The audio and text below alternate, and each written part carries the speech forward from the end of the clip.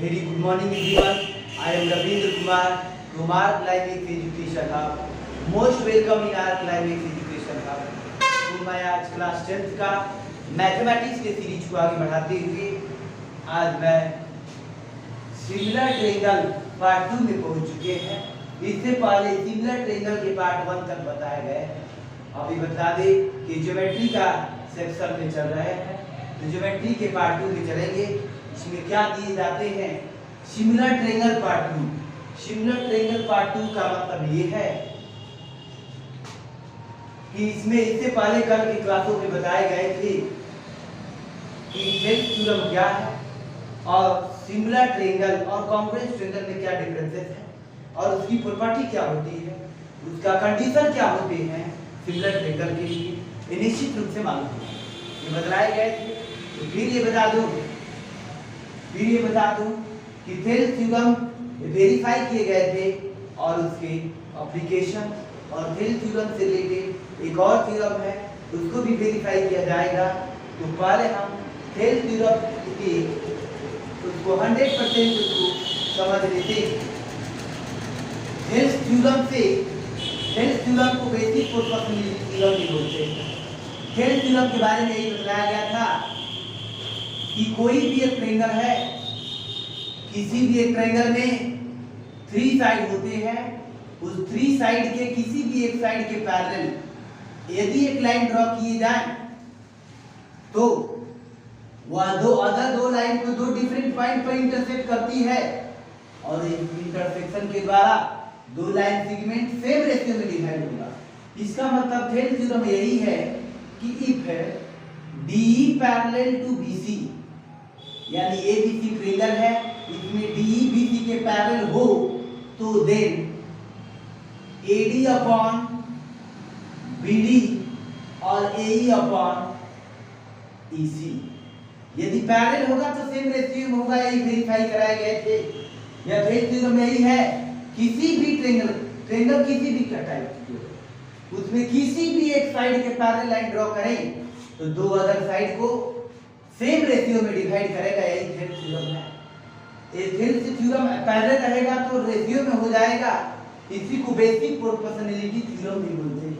BPT theorem, BPT basic proportionality theorem, इसका मतलब basic proportionality पर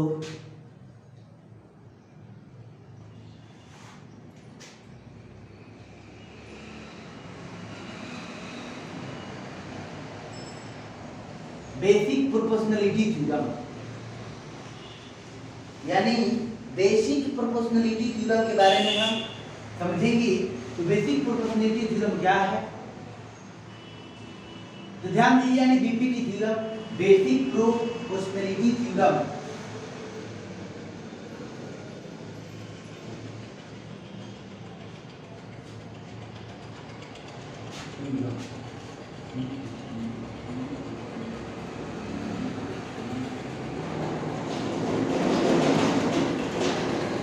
ध्यान देंगे। बेसिक प्रोपोर्शनलिटी थ्योरम इसमें 6 रिजल्ट आते हैं, उसको ध्यान देंगे। 6 रिजल्ट, इसका मतलब ये है कि AD अपॉन BD है और AE अपॉन EC है। तो ऐसा भी हो सकता है BD अपॉन AD और EC अपॉन AD। यदि पैरेलल है तो ऐसा भी हो सकता है, ऐसा भी हो सकता है। ये फर्स्ट रिजल्ट हो गया, फर्स्ट सेकंड हो गया। फिर इसके बाद और ध्यान दे देते हैं, यदि इसमें ध्यान दीजिए, यदि दोनों तरफ इसमें 1 1 ऐड कर दें, यदि दोनों तरफ इसमें 1 1 ऐड कर दें तो क्या सिचुएशन आएगा? ये हो जाएगा AD एलसीएम, यहाँ पर हो जाएंगे BD, आए हो जाएंगे AD, इसमें AE एलसीएम हो गया, यहाँ पर हो जाएगा EC, ये हो जाएगा AE। तो निश्चित रूप से समझ में आ रहा होगा, ये BD और AD मिलकर AB बना लेंगे। आइए AD हो गया और ये AC बना लेंगे और ये AE हो गया। तो ध्यान देंगे, यानी ये भी होता है ए बी और ए, फिर इसका कन्वर्ट कर लें, यानी AD अपॉन AB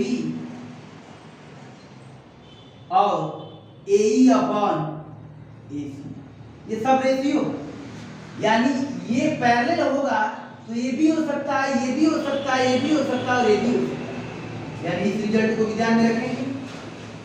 यानी पहले वाले जैसे लिए उसके अकॉर्डिंग दूसरे वाला भी करना है। ऐसे ही सिमिलरली ये कंसेप्ट है, बेसिक कंसेप्ट है, यदि हम BD को लिए और उसके अकॉर्डिंग AB को लिए तो यानी EC को लेना पड़ेगा और उसके अकॉर्डिंग AC को लेना। यही नहीं, AB अपॉन BD और इसमें AC अपॉन EC, तो ये भी है।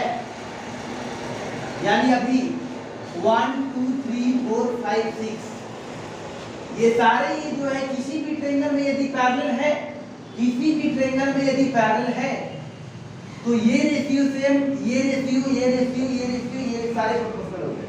1 2 3 4 5 6 इसी 6 रिजल्ट का यूज आता है, एग्जाम देंगे क्वेश्चन में इसी 6 रिजल्ट का यूज आता है।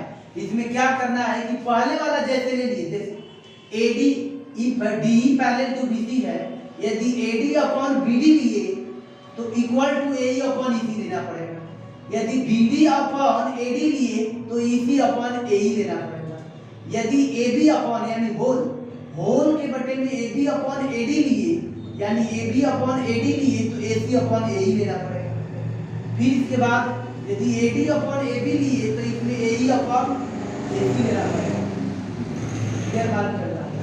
इसमें BD अपॉन AB लिए तो इसमें EC अपॉन AE लेना पड़ेगा। यदि AB अपॉन BD लिए तो AC अपॉन EC लेना पड़ेगा। तो यही 6 रिजल्ट का यूज आता है क्वेश्चन बनाने में, तो ध्यान रखेंगे ये Thales theorem, basic proportionality theorem का यूज आएगा क्वेश्चन बनाने में। पैरेलल रहेगा तो सेम रेशियो में, और यदि सेम रेशियो में रहेगा तो पैरेलल भी हो जाएगा। तो ध्यान देंगे। अब हम आगे की तरफ चलना चाहेंगे, अब उस कंसेप्ट की तरफ चलेंगे जिसमें कि यूज आएगा। एक और कंसेप्ट की तरफ चलते हैं जिसमें कि एक और थ्योरम प्रूफ होगा, उसका नेम है कन्वर्स ऑफ थेल्स थ्योरम का अपोजिट। ये जो थ्योरम है कन्वर्स ऑफ थेल्स थ्योरम, ये क्या है? Converse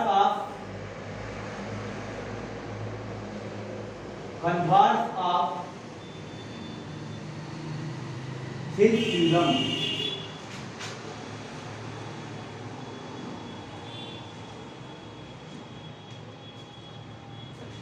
converse of Thales theorem, तो कन्वर्स ऑफ थेल्स थ्योरम में ध्यान देंगे ये होता है। तो इसमें कई बात ये है कि किसी भी ट्रायंगल में यदि किसी भी दो साइड को सेम रेशियो में डिवाइड करने वाली लाइन ड्रॉ की जाए तो वह लाइन निश्चित रूप से वह जो है थर्ड लाइन के पैरेलल होगी। यानी कन्वर्स ऑफ थेल्स थ्योरम ये है कि if a line divides any two side of the triangle, if a line divides any two side of its triangle in the same ratio, then line is parallel to third side। यदि किसी भी triangle में एक line किसी भी दो side को same ratio में यदि डिवाइड कर रहा है तो क्या होगा? पैरेलल होगा थर्ड साइड का। यानी हम ये कहें कि ABC एक ट्रायंगल है जिसमें कि एक लाइन DE ऐसा है जो AB और AC दो साइड को सेम रेशियो में डिवाइड कर रहा है। यानी AD अपॉन BD और AE अपॉन EC यदि ऐसा है तो यह निश्चित रूप से क्या होगा? DE parallel to D parallel to BC होगा। ध्यान देंगे, किसी भी रेक्टेंगल में यदि कोई ऐसा लाइन हो जो किसी भी दो साइड को सेम रेशियो में डिवाइड करे तो वह निश्चित रूप से थर्ड लाइन के पैरेलल होगा। यानी ठीक उसके उल्टा, उसमें पैरेलल था तो सेम रेशियो हो रहा था, यदि सेम रेशियो है तो पैरेलल हो जाएगा। उल्टा है, इसीलिए इसका कन्वर्स सबसेट थ्योरम आता है। इसको वेरीफाई करना है, हम फेल थ्योरम का यूज कर वेरीफाई करेंगे। तो अब हम वेरिफिकेशन की तरफ चलना चाहेंगे। तो ध्यान दीजिए, हम क्या करते हैं कि गिवन दैट, पहले डायग्राम बना लेंगे। यानी given that A B C is a triangle in which ABC is a triangle in which DE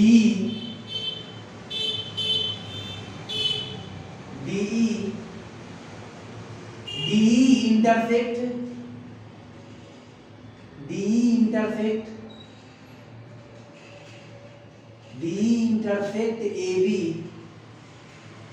at D and AC at E।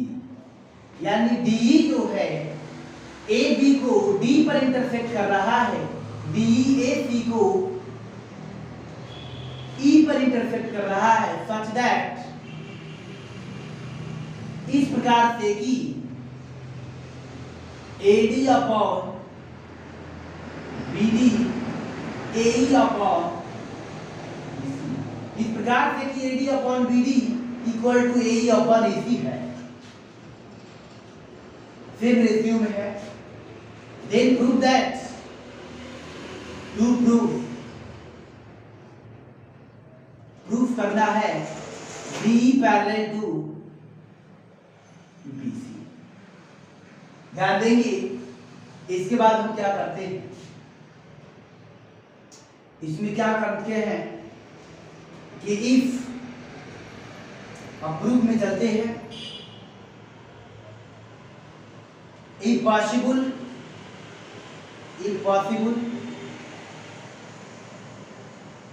यदि संभव हो तो, इफ पॉसिबल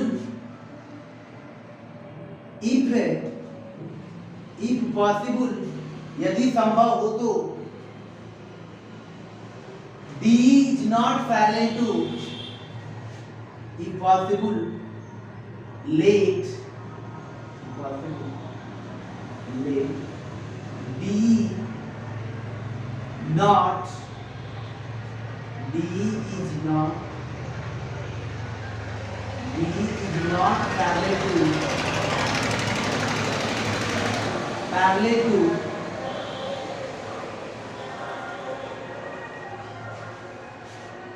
पैरेलल टू यदि संभव हो तो if possible let DE not be parallel to BE, not be parallel to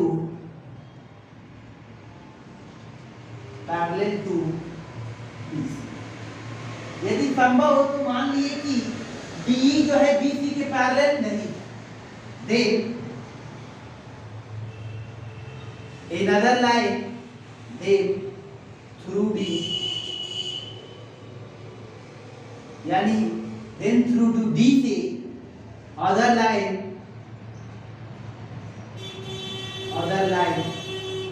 can be drawn which is parallel to BC। तो हम क्या करेंगे, कंस्ट्रक्ट कर लेंगे, ड्रॉ DE पैरेलल टू, यानी DA पैरेलल टू BC करना। यानी एक ऐसे लाइन ले ले जो इसके पैरेलल ले ले। यानी हम ये कहे कि डी जो है बीसी के पैरेलल नहीं, ऐसा मान ली, क्योंकि इसमें दिया नहीं है कि possible let DE not be parallel to BC, then through D other line can be drawn which is parallel to BC, BC के पैरेलल हो जाएगा। तो हम क्या कर लेंगे, draw DF parallel to BC। तो हम कंस्ट्रक्ट कर लेंगे कि जो है DF जो है BC के पैरेलल है। अब हम प्रूफ में ध्यान देंगे, इस प्रकार से प्रूफ में,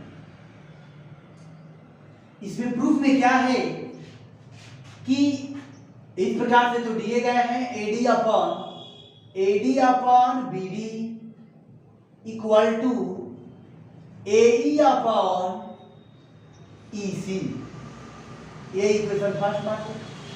फिर इसके बाद क्या करते हैं, इफ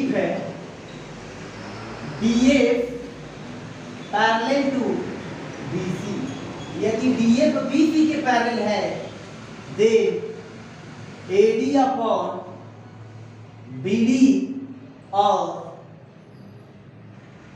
AF अपॉन ABC।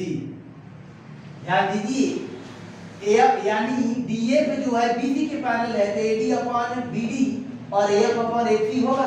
कैसे? बाय थेल थ्योरम से, ये तो निश्चित रूप से समझ में आ रहा होगा। अब हम देखेंगे ये इक्वेशन सेकंड में, from equation first and second. Equation first और सेकंड में देख रहे हैं कि लेफ्ट साइड में क्या है, इक्वल, तो राइट साइड में क्या हो जाएगा, इक्वल।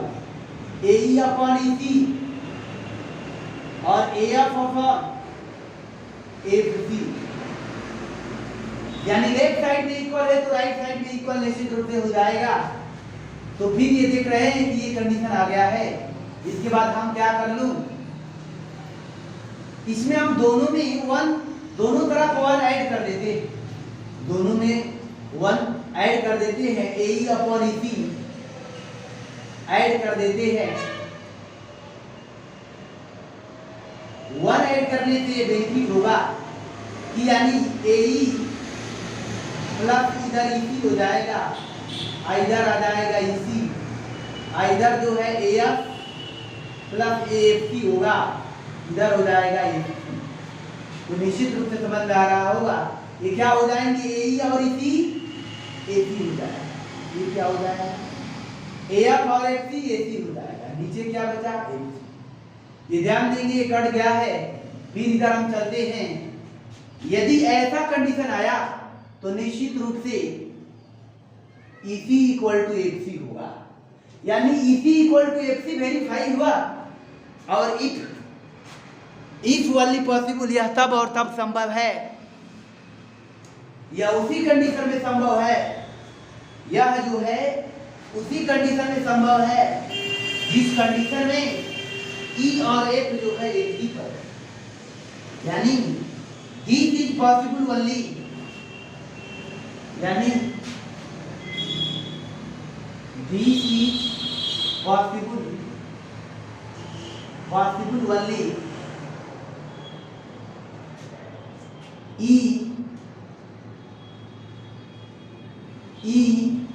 यानी F को इनसाइड विथ, यह तब और तब पॉसिबल है, this is only possible if coincide with E, यह तब और तब संभव है जब E एंड F कोइंसाइड हो। E क्या हो, E जो है F एक ही पर, यानी F जो है इसका मतलब एक ही पर है, तो हेंस क्या हो गया, जब ये इस पर है तो DE पैरेलल टू BC हो गया है, ये वेरीफाई होगा। यही कन्वर्स ऑफ फेज थ्योरम है, यह जो है यही कन्वर्स ऑफ फेज थ्योरम है कि सेम रेशियो में रहेगा तो पैरेलल हो जाएगा। और पैरेलल रहेगा जो सेम रेशियो में हो जाएगा वह बेसिक प्रोपोर्शनलिटी थेल्स थ्योरम। लेकिन ये जो है कन्वर्स ऑफ थेल्स थ्योरम है, तो निश्चित रूप से ये समझ में आ गया होगा। तो हम इसके बाद हम एक्सरसाइज चलेंगे, एनसीईआरटी के पहले क्वेश्चन बताए जाएंगे। एक्सरसाइज 6.2 में चलते हैं। एक्सरसाइज 6.1 कल बताया गया था, एक्सरसाइज 6.2 में ध्यान देते हैं। एक्सरसाइज 6.2 की तरफ क्या दिए गए हैं उसको हम देखते हैं। एनसीईआरटी के एक्सरसाइज 6.2 में थेल्स थ्योरम और कन्वर्स ऑफ थेल्स थ्योरम से रिलेटेड क्वेश्चन देखने को मिलेंगे जो कि बीआईएमपी क्वेश्चन होते हैं। वैसे तो एनसीईआरटी जो कि बीआईएमपी है, एग्जाम ओरिएंटेड क्वेश्चन ही दिए जाते हैं, लेकिन कंसेप्ट और प्रैक्टिस के लिए रेगुलर पढ़ना पड़ता है। तो एक्सरसाइज जो है एनसीईआरटी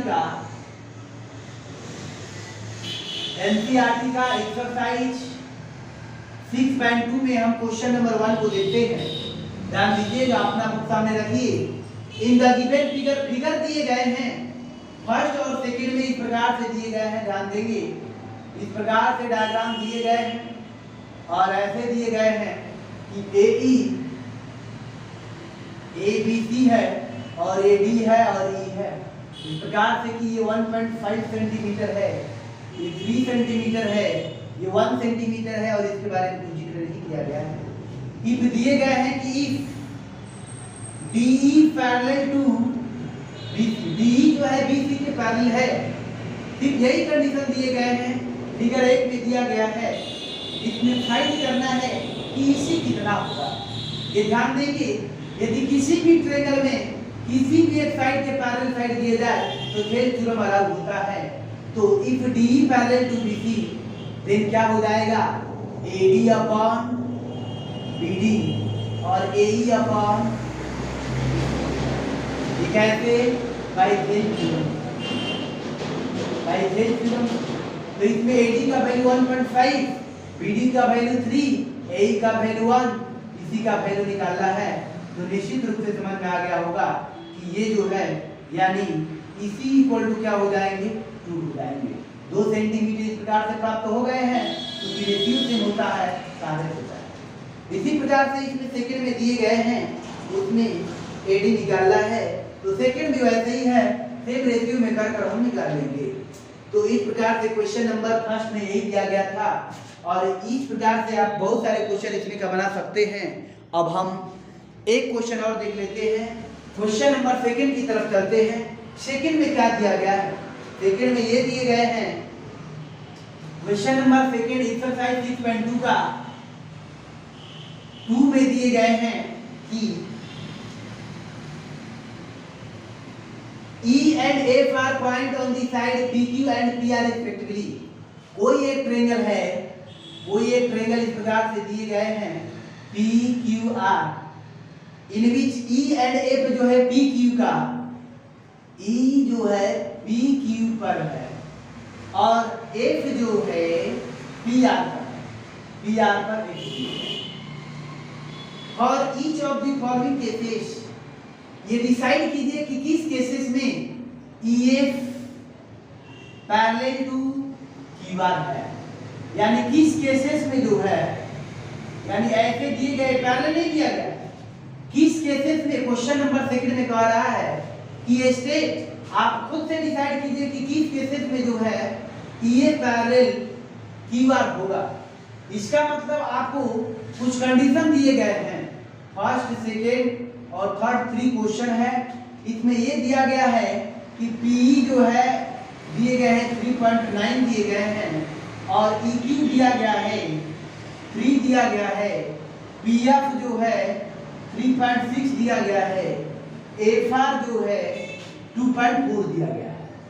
यानी इसमें दिए गए, हम देखेंगे कि यदि सेम रेशियो में रहेगा तो पैरेलल होगा, यानी by converse of Thales theorem से।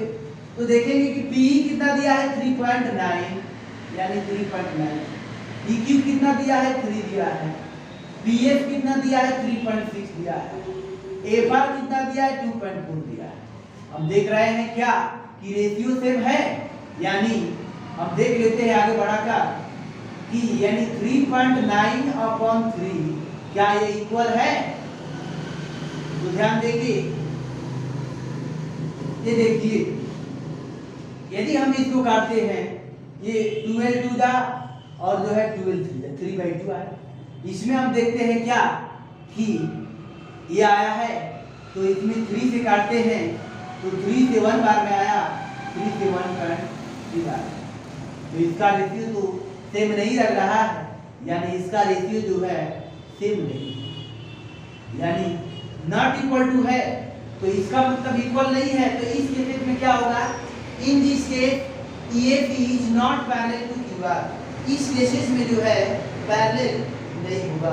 इन this case EF is not parallel to QR होगा। वैसे ही जो है सेकंड केसेस में दिए गए हैं, 6 रिजल्ट दिए गए हैं, उस 6 रिजल्ट में से, यानी 6 रिजल्ट दिए गए हैं, उस 6 रिजल्ट में से कोई भी, उस 6 रिजल्ट में से कोई भी जो है 6 रिजल्ट को हम रखेंगे। यदि किसी भी एक पर फॉलो कर गया तो ठीक है, वैसे किसी एक पर यदि फॉलो करेगा तो निश्चित रूप से है कि सारों पर फॉलो करेगा। तो रेशियो देखना समझ में आ गया होगा। अब हम आगे की तरफ बढ़ेंगे एक्सरसाइज 6.2 एनसीईआरटी के क्वेश्चन को, तो आप ध्यान देंगे। तो अब आप अपना ध्यान रखिए। That's all.